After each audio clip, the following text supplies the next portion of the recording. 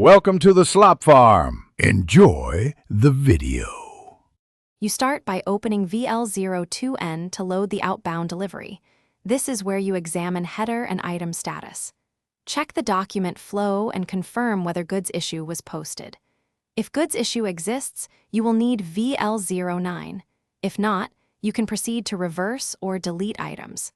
Make sure you have backup screenshots or a transport note. Once done, note any partial shipments and identify which line items require cancellation before continuing to the reversal steps.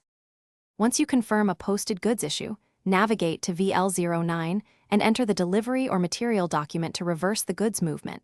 Execute and verify the material document reversal. If no goods issue exists, return to VL02N, edit item quantities, or mark items for deletion and save to cancel lines. Make sure to adjust pick/pack and handling unit records so the warehouse receives updated tasks. After each action, check document flow and stock postings to confirm the system reflects the cancel. You finish by validating that document flow shows the reversal and that stock levels are corrected. Check accounting and billing documents for any outstanding postings. If an invoice exists, cancel or reverse it with VF11 before final save. Otherwise, create corrective billing as required.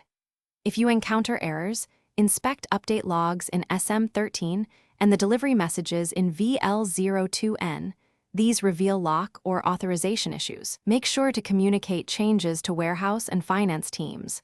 If problems persist, capture error details and escalate to basis or support.